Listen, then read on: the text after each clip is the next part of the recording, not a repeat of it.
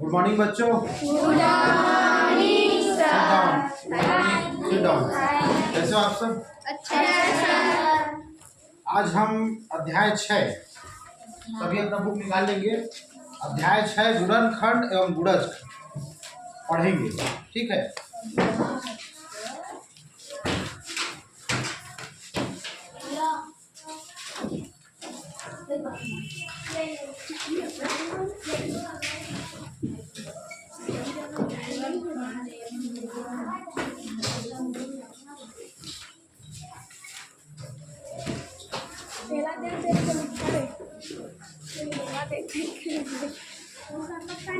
गुणनखंड क्या होता है? गुणनखंड है ना, किसी भी संख्या का ऐसा जो गुणनखंड वह होता है जो उससे भाग जाए। जैसे कि 1 का गुणनखंड,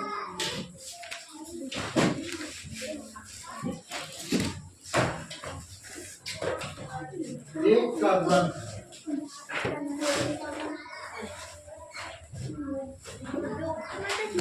एक में किसका भाग जाता है? एक में किसका भाग जाता है? एक में 1 का भाग जाएगा, एक एकम 1, तो 1 का गुणनखंड 1 होगा। मतलब गुणनखंड वह संख्याएं हैं जो उस संख्या में पूरी तरीके से विभाजित या भाग चली जाए। ओके,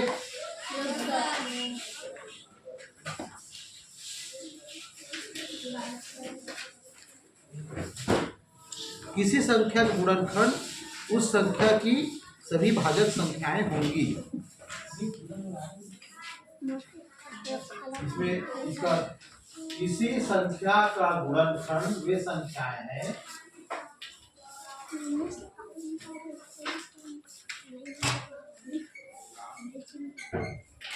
गुणनखंड वे संख्याएं हैं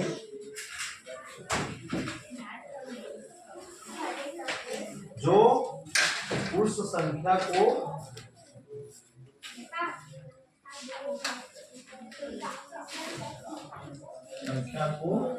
पूरी तरह से विभाजित माने भाग चला जाना चाहिए, विभाजित करें। ठीक, तो अब हमको 10 का गुणनखंड निकालना है। निकालना है तो 10 में किसका भाग जाता है? जो जिसका भाग जाएगा वह 10 का गुणनखंड होगा। 10 में किसका भाग जाएगा? सबसे पहले 2 का, और 5 का, और 1 का, और 3 का नहीं जाएगा, और 10 इसके अलावा किसी का नहीं जाएगा। ठीक, 4 ऐसी संख्याएं हैं, 2, 5, इसमें सबसे पहले 1 आएगा, उसके बाद 2, फिर 5, फिर 10, तो 4 संख्याएं मिली हमको। ये जो संख्याएं हैं ये किसका गुणनखंड है? 10, मतलब 10 में भाग जाते हैं। ठीक, तो इसी प्रकार हम अन्य संख्याओं के भी गुणनखंड निकाल सकते हैं। जैसे निकालिए एक और संख्या निकालिए, 12 की निकालिए। 12 के गुणनखंड सबसे पहले स्टार्ट होगा 1 से। 1 सब में जाता है, 1 सब को गुणनखंड। सबसे पहले क्या लिखेंगे? 1 लिखेंगे, 1 के बाद 2, 2 के बाद 3 है तो 3 चौक 12 होता है। ठीक, मैंने पहाड़ा पढ़ के देखना है। इसके बाद 4 हो गए, नहीं हो 3 चौक 12, तो 4 तिया 12। ठीक, 5 नहीं होगा, 6। अब आधा आ गया, 12 का आधा कितना आ गया? 6। जब आधा आ जाता है तो फिर उसके बाद डबल कर देते हैं। 6 के बाद कितना आ गया? 12। आधा तक पहुंचा मतलब उसके बाद कोई गुणनखंड नहीं होगा, 12। अब सीधा 12। जैसे इसमें देखो, सबसे पहले 1 को लिखेंगे, ठीक है, 1, फिर 2, फिर आया 5, अब 5 इसका आधा हो गया, अब 5 के बाद सब सीधा 10, उसके बाद भी बीच में नहीं रहेगा। समझ में आया बात? ठीक, और देखते हैं भाज्य संख्याएं किसे कहते हैं। भाज्य संख्याएं जानते हो?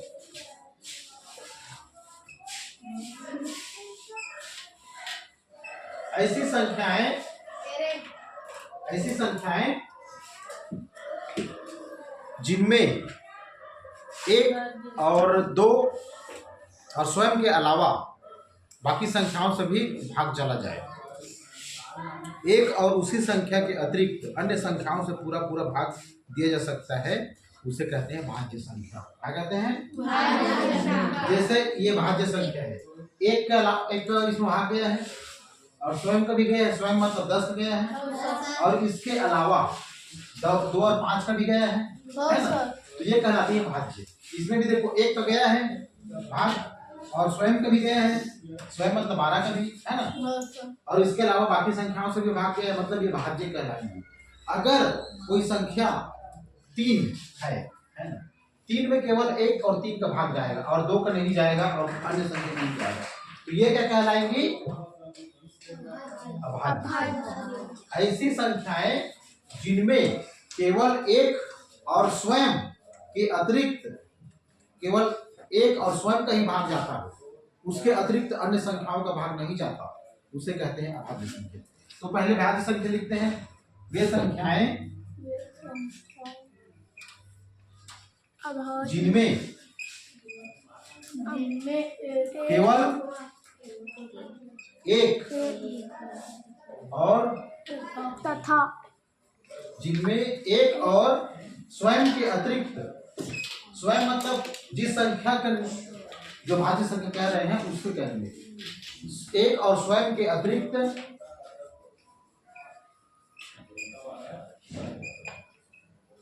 अन्य संख्याओं का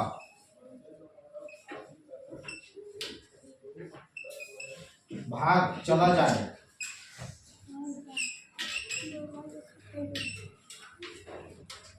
भाज्य संख्याएं कहलाती हैं।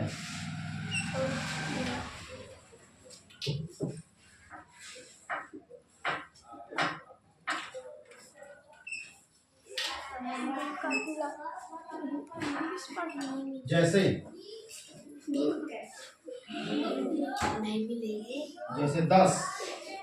10 में एक और 10 के अलावा भी अन्य संख्याओं का भाग जाता है। 12, 14 है ना, 16, और ये तो हुआ भाज्य संख्या। ठीक है, तो इसको आप कॉपी में नोट कर लीजिए।